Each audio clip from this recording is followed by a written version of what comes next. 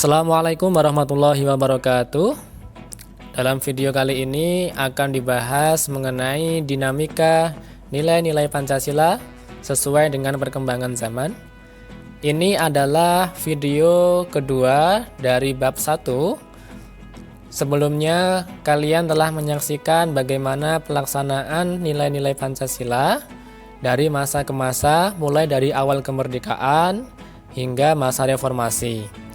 Sekarang kita akan membahas mengenai dinamika nilai-nilai Pancasila itu sendiri. Untuk kompetensi dasar ada dua. Yang pertama, membandingkan antara peristiwa dan dinamika yang terjadi di masyarakat dengan praktik ideal Pancasila sebagai dasar negara dan pandangan hidup bangsa. Ini merupakan kompetensi untuk pengetahuan, dan ini yang kedua adalah kompetensi untuk keterampilan.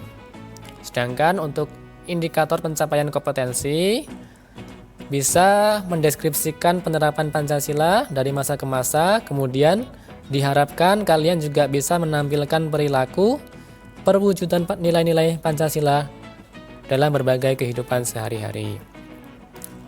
Langsung saja kita ke materi. Pancasila sering disebut sebagai ideologi terbuka. Apa sebenarnya ideologi terbuka itu? Maka yang pertama, kalian harus mengetahui dulu apa yang dimaksud dengan ideologi. Menurut Mubyarto, ideologi adalah sejumlah doktrin kepercayaan dan simbol-simbol sekelompok masyarakat atau satu bangsa yang menjadi pegangan dan pedoman kerja atau perjuangan untuk mencapai tujuan masyarakat atau bangsa. Jadi, setiap negara pasti punya yang namanya ideologi, karena ideologi itu merupakan pegangan, merupakan pedoman kerja untuk mencapai tujuan negara tersebut. Nah, intinya ideologi itu merupakan sebuah pedoman. Nah, ideologi bisa dibedakan menjadi dua jika dilihat dari sifatnya, yaitu ideologi terbuka dan ideologi tertutup. Ciri khas ideologi terbuka adalah nilai-nilai dan cita-citanya tidak dipaksakan dari luar, melainkan digali dan diambil dari kekayaan rohani, moral, dan budaya masyarakat itu sendiri. Dasarnya dari konsensus masyarakat, tidak diciptakan oleh negara, melainkan ditemukan dalam masyarakat sendiri. Nah, Pancasila itu sering dikategorikan sebagai ideologi terbuka, karena memang nilai-nilai Pancasila itu memang sudah ada dari masyarakat Indonesia sejak dulu. Jadi nilai-nilai Pancasila itu bukan dari luar, tetapi dari masyarakat itu sendiri. Contohnya apa? Nilai keagamaan, nilai kemanusiaan, nilai gotong royong itu merupakan nilai-nilai Pancasila yang memang sudah ada dari masyarakat itu sendiri. Sedangkan ciri khas ideologi tertutup adalah ideologi tersebut berakar pada nilai-nilai yang berasal dari luar bangsanya atau pemikiran perseorangan. Jadi bedanya, kalau ideologi tertutup itu, nilai-nilai ideologi itu sumbernya adalah pemikiran perseorangan atau luar bangsanya. Jadi bukan asli diambil dari masyarakat negara itu sendiri, tetapi hasil pemikiran perseorangan saja. Itulah bedanya ideologi terbuka dan ideologi tertutup. Nah, Pancasila tergolong sebagai ideologi yang terbuka. Kita bahas berikutnya. Kedudukan Pancasila sebagai ideologi terbuka. Pancasila sebagai ideologi yang terbuka memiliki makna bahwa Pancasila memiliki nilai-nilai dasar yang tetap dan tidak dapat berubah. Nilai dasar ini diwujudkan dalam nilai instrumental dan nilai praksis yang disesuaikan dengan perkembangan masyarakat. Artinya, Kedudukan Pancasila sebagai ideologi terbuka ini memiliki 3 nilai, yaitu nilai dasar, nilai instrumental, dan nilai praksis. Mari kita bahas satu persatu. Nilai dasar Pancasila artinya adalah hakikat kelima sila Pancasila. Hafal ya, dari Pancasila itu ada 5 sila. Nah, nilai dasar itu artinya hakikat kelima dari setiap sila yang ada dalam Pancasila. Contohnya seperti apa? Sila pertama. Sila pertama dalam Pancasila itu mengandung nilai ketuhanan. Artinya, bangsa Indonesia sebagai bangsa yang religius atau bangsa yang beragama memiliki keyakinan dan kepercayaan terhadap adanya Tuhan yang Maha Esa. Artinya, sila pertama itu mempunyai nilai ketuhanan atau nilai spiritual.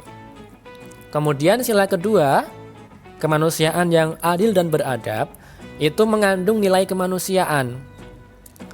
Artinya, ini bisa diwujudkan dalam bentuk sikap kekeluargaan dan tolong-menolong antar sesama manusia tanpa membedakan suku, bangsa, agama, ras, antar golongan maupun antar bangsa. Berarti nilai kedua mengandung nilai kemanusiaan. Setiap warga negara harus memperlakukan warga negara yang lainnya itu sama, tidak boleh membeda-bedakan antar warga negara yang satu dengan warga negara yang lain, karena memiliki hak dan kewajiban yang sama. Kemudian sila ketiga mengandung nilai persatuan. Ya. Ini bisa diwujudkan dalam bentuk rasa cinta tanah air atau nasionalisme. Kemudian sila keempat mengandung nilai kerakyatan, diwujudkan dalam bentuk hubungan warga negara Indonesia dengan pemerintahan sebagai pemegang kedaulatan rakyat. Ini sering dikaitkan dengan praktik demokrasi atau musyawarah dalam mencapai mufakat. Kemudian, nilai dasar sila kelima itu mengandung nilai keadilan. Setiap warga negara dituntut untuk meningkatkan taraf hidupnya yang lebih baik dengan berusaha dan bekerja keras. Kemudian juga bisa dilaksanakan dengan cara menerapkan pola hidup sederhana, berlaku adil, serta menghargai karya orang lain. Itulah nilai dasar dari kelima sila Pancasila. Ya, perlu diingat, yang menjadi kata kunci dari sila pertama adalah mengandung nilai ketuhanan. Jadi nanti kalau kalian diminta untuk memberikan contoh penerapannya, maka carilah yang berkaitan dengan nilai-nilai ketuhanan. Kalau sila kedua, kata kuncinya adalah apa? Mengandung nilai kemanusiaan. Tidak membeda-bedakan orang, ya, tidak membeda-bedakan teman saat memilih teman pergaulan maksudnya. Kemudian memperlakukan orang lain itu sesuai dengan derajatnya. Itu adalah contoh dari nilai kemanusiaan. Nah, kemudian kalau sila ketiga sering dikaitkan dengan sikap nasionalisme atau cinta terhadap tanah air. Kemudian sila keempat, itu kata kuncinya apa? Adanya demokrasi atau musyawarah. Misalnya kalau kalian menyelesaikan suatu permasalahan kelas dengan musyawarah, berarti itu sudah merupakan penerapan dari sila keempat.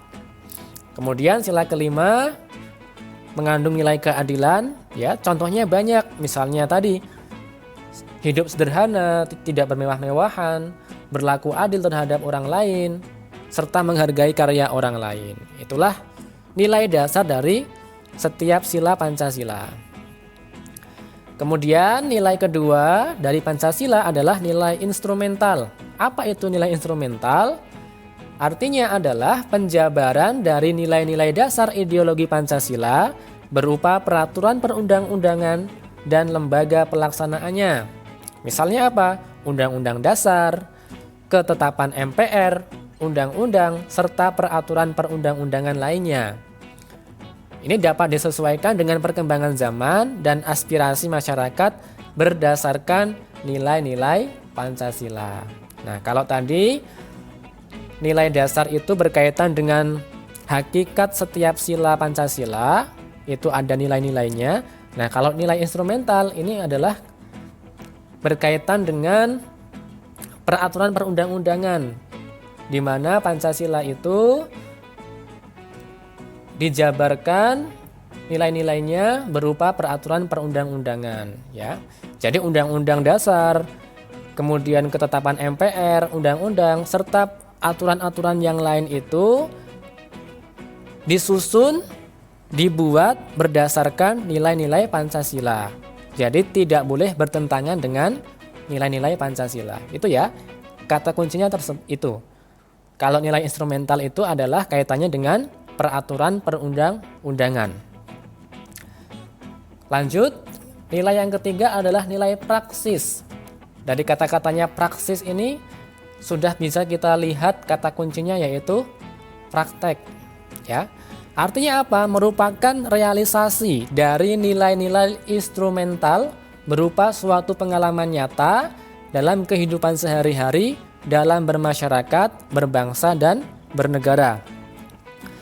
Dalam realisasi praksis inilah, penjabaran nilai-nilai Pancasila senantiasa berkembang dan selalu dapat dilakukan perubahan dan perbaikan sesuai dengan perkembangan zaman dan aspirasi masyarakat, sehingga Pancasila merupakan ideologi terbuka.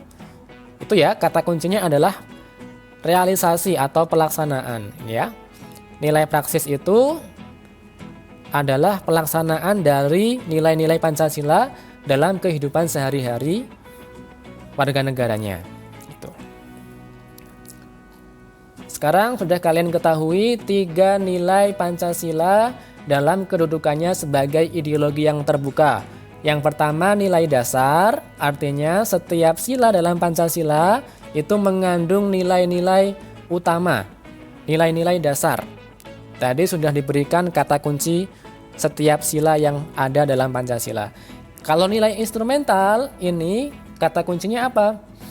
Pancasila itu menjadi dasar dalam pembuatan peraturan perundang-undangan di Indonesia. Kemudian kalau nilai praksis ini merupakan nilai-nilai Pancasila yang dipraktekkan dalam kehidupan sehari-hari, dalam kehidupan nyata. Itulah nilai Pancasila sebagai ideologi terbuka. Sudah kita pelajari. Nah, selain mempunyai nilai Pancasila sebagai ideologi terbuka, ada juga dimensi ideologi Pancasila. Apa itu dimensi ideologi Pancasila? Suatu ideologi harus mampu direalisasikan dalam kehidupan nyata. Oleh karena itu, Pancasila sebagai ideologi terbuka secara struktural memiliki 3 dimensi, yaitu dimensi idealisme, normatif, dan realitas. Kita bahas dimensi idealisme terlebih dahulu. Dimensi idealisme menekankan bahwa nilai-nilai dasar yang terkandung dalam Pancasila pada hakikatnya bersumber pada filsafat Pancasila. Ya. Kemudian dimensi normatif artinya adalah Pancasila mampu dijabarkan ke dalam langkah-langkah yang bersifat operasional. Maka perlu memiliki norma atau aturan hukum yang jelas. Kemudian yang terakhir, dimensi realitas.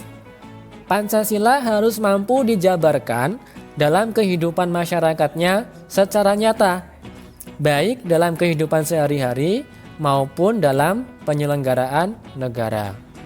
Itulah 3 dimensi yang ada dalam ideologi Pancasila. Baik, itu tadi materi kita hari ini mengenai dinamika nilai-nilai Pancasila sesuai dengan perkembangan zaman. Semoga bisa dapat dimengerti. Apabila ada pertanyaan bisa dicantumkan. Itu saja. Wassalamualaikum warahmatullahi wabarakatuh.